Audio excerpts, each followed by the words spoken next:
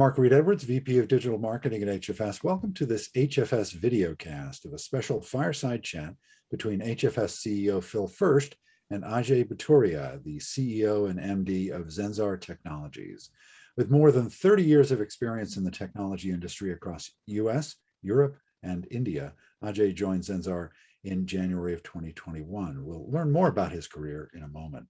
Of course, leading the discussion, as always, is Phil Fersht, HFS CEO and Chief Analyst. Phil founded HFS, which is now entering its 12th year.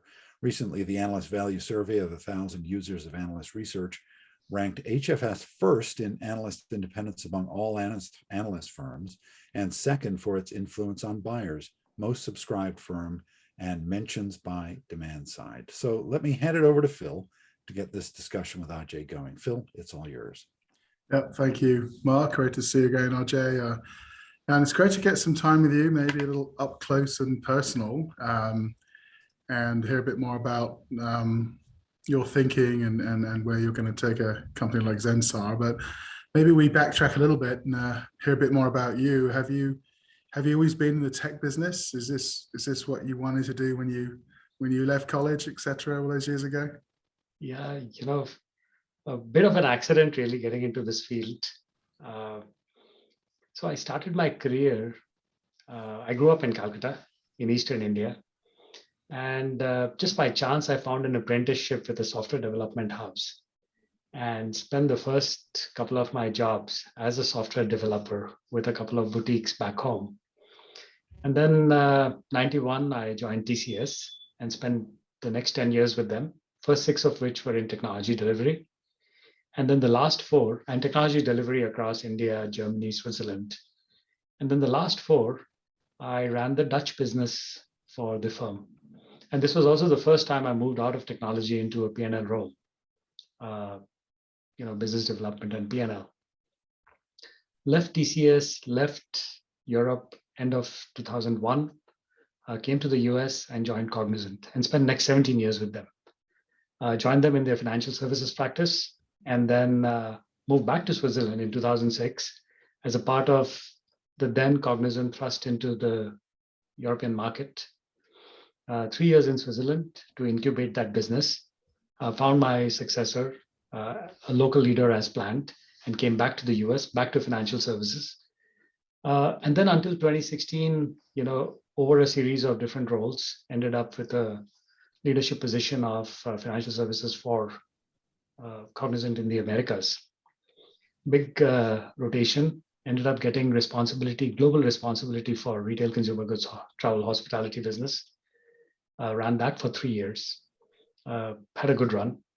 And then towards the end of 2019, left Cognizant, joined a startup, had a very short stint with them called L&T Next, promoted by the L&T Group.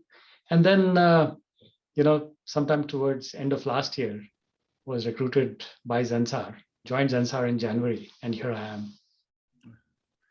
Good. So what gets you up in the morning these days? And you're running a business like Zensar, but when you get up in the morning, what's the first thing that crosses your mind? Yeah, it's leading a company of 10,000 passionate, noisy bunch of associates, who have such a lot of expectation with what they want from Zensar as a company they work for. A great set of clients, who have trusted us for a long period of time, looking to transform and accelerate through the pandemic, and a market that is in a technology super cycle. So, and if I were just to break it down, an internal view is how do you take this company with a solid foundation to fulfill its true potential towards its next leg of growth. An external view is, clients trust us not just with their immediate agenda, but also in terms of, how we support them towards their future ambitions and plans. And then, most important of all is ensure that our associates find us to be the best place to work and to grow. Yeah, so what do you think are I mean, you've spent a lot of your career working for multi-billion dollar tech businesses, obviously with an India heritage, to a smaller scale business now. What do you feel are the key differences that you've been experiencing in terms of the culture, the attitude, the way clients engage with you? Right. So, when I joined TCS was 3,000 people. And when I left them, they were a shade under 100,000 people. When I joined Cognizant, it was 5,000 people. When I left them, it was a little over 275,000 people. So I had two very, very exciting rides. And also having worked with firms that were fairly small, and then they grew in size and scale. So it's something that I'm not, it's what I found in Zensar is not something that is new to me. So that's the first thing. The second thing is, scale of this size, about 10,000 people, has its advantages and disadvantages. Right? Advantages because you're agile, you're nimble, you respond to market needs and customer demands somewhat faster than if you were much bigger. Of course, there are advantages of having scale in terms of client spread, in terms of geographical spread, which you don't if you're a firm the size of ours.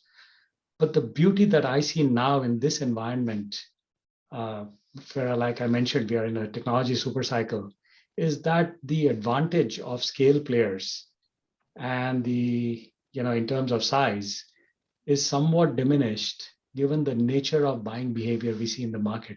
So actually, this is a great place to be in right now. A firm of this size, a firm with this pedigree and background and with this foundation. Okay. So we're kind of 18 months into this pandemic. We've seen some real lows and some euphoric highs in a weird way. Do you think we're now in a calm before a storm? Do you think there's going to be a big what next coming up in the next few months? What do you see unraveling in as we limp our way out of this? So Phil, let me start by saying the obvious, which everybody talks about, is the pandemic has crunched what would have taken 3 to 5 years into 12 months. And that massive compression of what would have otherwise been 5 years of evolution into a single year, that continues. And to break it down in terms of what we see with our clients and with the markets is that the new channels are driving need. The new channels are creating a need to deliver ever improving quality of interaction and engagement with the customers. So what that means, if we double click, is that this touchless, contactless, frictionless world, where there's a lot of investment in terms of driving better quality customer experience, deeper customer engagement, ensuring higher customer loyalty, is not just for the front end. The bigger play, arguably, is how the clients are rewiring themselves to deliver to the promise of the front end, be it rewiring their supply chains, be it re-engineering their mid and back office to deliver to the promise of the front end. And this has unleashed a massive amount of demand. And as they do this kind of rewiring, there is need for velocity, because their competition is, a lot of them are digitally native firms, digitally native startups, who are working on architectures which are new and which make them super agile. So now the Fortune 2000 is having to accelerate this rewiring so that they could also compete in this super agile fashion against these disruptors, right? And therefore, in order to drive this agility, one of the first things you would do is to adopt the architecture driven by cloud, because that inherently drives agility, that inherently drives velocity. So you see massive demand explosion in cloud native technologies. And then on the other side, again, stating the obvious, is using the power of data to drive straight through, to drive decisions, to drive insights. So this situation where there's massive investment in cloud native architectures, there's massive investment in data, right, is creating or has created this demand super cycle. And my personal view is this will last for at least 36 months, if not longer. Right. And what do you think the impact's been on the India IT industry itself when we look at pre-pandemic normality to what is happening now? Do you see some sort of snapback to more centralized people back in the office? I hear a lot of people are going to go back in soon, or do you think something different is going to happen with the Indian environment as we emerge? Right. So I think, people have started coming back to office, but in very, very small numbers. I personally feel this hybrid environment is here to stay. So that's one part of what's happening with India and the industry in India. And in many cases, it creates challenges. It also creates a lot of opportunities. The other dimension is regarding the pattern of demand. And there, it's a bit of a tale of two cities. So, while clients have to drive an increasingly expensive transformation agenda, not all of this can be funded by increased budgets. So we see an extreme push, more so than in the previous years, to compress the run side of the house, right? And to run this, so that we see continued compression in support, application infra, continued optimization, and continued commoditization. And that is being driven largely through efficiency. So that is the, in the tale of two cities, one city, which is getting compressed. And the other side is what I spoke of, which is a massive mismatch because of this high degree of demand and what has been a fairly inelastic supply situation with talent. And the demand's gone through the roof. But on the other side, the labor market is completely inelastic. And that has resulted into a fairly volatile situation in the industry. For the hyper aspirational Indian labor force, it's the good old days. But then for a firm like us, it's how we navigate through this mismatch in demand and supply is going to determine how well we do in the future. And the way we see it is that, we'll have to revert back to how it was back in the day, where a lot of effort was put in to generate organic talent. We are looking to expand across geographies from a supply chain perspective, just so that we have a bigger catchment to get talent, and also working to, retool, retrain, reorient our existing workforce. And towards that, Phil, one of the biggest things we've done is we've taken one of the senior most leaders in the company out of her core delivery role and have appointed her as responsible for talent supply chain, right? And that is organic, lateral, and retooling, retraining. That is how important it is for us. So that is what I see happening in the market. The other thing I'd like to also stress upon is that how we position ourselves to the market, in terms of structuring ourselves, structuring our go-to-market, is also critical for us to really, really, surf the wave that is created due to this super demand super cycle. And what we have done, Phil, is that end of first quarter of this year, we did a massive strategy refresh. We have reoriented ourselves and restructured ourselves around 5, what we call as strategic growth opportunities or strategic growth areas, those being experience services, advanced engineering, data engineering, core traditional application services, and infrastructure services, which we call foundation services. And to operationalize this, we've created a list of very precise, crystallized set of services, which we call playbooks. And there are 21 that we have identified.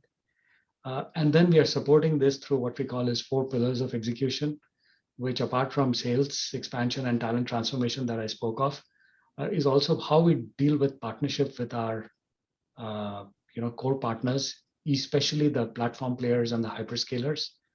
And then how we selectively pick M&A as a vehicle to just leapfrog certain areas of competency where we want to, let's say, get faster than we would if we were to do it organically. Interesting. So you said you put one of your top executives on the talent supply chain. This is obviously critical to what we're seeing in the industry. You talk about unprecedented demand, but clients don't have infinite budget to keep spending more money on this. So obviously key is to retain talent and drive more automation, things like that, right? So what do you think is working to keep the best and the brightest at a company like Zensar? Is it you give them more money? Is it you give them more learning opportunity? How are you going about keeping the talent and really flourishing in this environment? Right. So Phil, more money, for sure. More learning opportunities, for sure. A great place to work, right? The required flexibility that the millennials are looking for. Speaking back of, the hybrid work environment, start of the pandemic, we had 3 locations, Pune, Bangalore, and Hyderabad. Now we've got associates working from home out of 28 different Indian cities, right? So that's a trend that's not going to go away, right? Giving them pride to work for a firm like Zensar, right? And, we are a part of the RPG group. The core ethos of the group is happiness. And we do our bit to make sure that, despite the industry we are in, despite the speed at which we work, despite the pressure under which we work, we provide our people with, let's say, a great place to work outside of good money, good learning opportunities, good place to grow. Yeah. Interesting. So as you look at this model as it continues, it's interesting because it feels to me like it's almost opened up opportunities for you to bring on staff because you're not so tied to 3 locations. You can go for more. Do you see as the economy shakes out a bit more, you're going to get more demand for people to go back to the office, especially with young talent and training and things?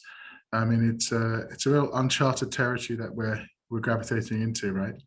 Yeah, Phil, for sure. So there's going to be opposing forces. There's going to be one force that is going to drive them to these 3 locations. There's the other force, which is, look, let them work out of these, 25, 28 locations. There are advantages of working remote, but there are disadvantages as well, in terms of coming together, in terms of driving culture of the firm, in terms of just camaraderie if you work in a cohort. And we are trying to skin this cat in many different ways, right? So one is that, not too distant a future, we will open up these centers again. Right now, they're largely empty. So in the next 4 to 6 weeks, we will have people coming in. So those who are local coming in again, we'll provide them with flexibility in terms of, number of days of the week they come to work, the population that is at work at any point in time. For example, people are talking about 25%, 50% ceilings, etc. But a couple of other things we are looking at is we are looking to expand out of these 3 locations by creating satellite offices in other towns. And these will be proper, full-fledged Zensar offices. We are looking at 2 right now. So in the next quarter or so, we will announce 2 of these satellite offices. And we are looking at 2 additional satellite offices, which we will set up over the course of next maybe 6 months in tier 3 towns in India. The other thing is we are also trying to see if places where we will not have a center or a satellite office, how do we enable cohorts to come together and meet? right?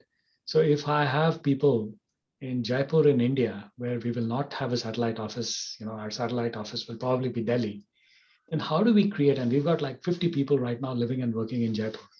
So how do we create? We are looking to see if we can get cohorts to get together and enable that to happen. So there are some very innovative ways and mechanisms we are looking at in order to help people work remote and yet allow them to come in a cohort, come together in manners that are easy for them. Right. Okay. So as we look out, very long answer, but we really have gone through this in great detail, in terms of looking at opportunities and the challenges and how to make this work best truly for our associates and for ourselves. Excellent. Yeah. So where are you going to double it? Where do you think the future lies from a growth perspective as you look at industries, you look at technologies? Where do you think a company like yours can really make an edge and a difference as we look out at the next couple of years? Sure. So, Phil, about 5 years back, we started on this living digital journey. A lot of the work we did around living digital was how we internally rewired ourselves, where now the firm works in an economy of apps. Basically, I can run the firm on my smart device. But on the other side, there was an external view where we made a couple of good investments in experience and design firms. It took us a while to get them integrated into Zensar because this was a new muscle we built. And I was fortunate that when I came in, these firms were with Zensar for the last 3 to 4 years. So the first thing is that with that new muscle that we built is to deliver product and experience, research, design, and strategy services to our clients, and also to use that muscle to deliver creative and content services. So that's one. Second thing is, an experience or a product design exercise is not complete until you develop an MVP and then follow it through by delivering the platform. And towards that, we have completely revamped the structure, and we've created a new service line, which we call Advanced Engineering Services. And what that does is, on one side, it delivers that complex MVP, minimum viable product, or the prototype, that is the end deliverable of a design exercise. And on the other side, it also runs our cloud native full stack practice. And closely aligned with that is our data practice, because you can't deliver on the promise of advanced engineering unless you have a compelling skill and a compelling skill set and a compelling capability around data.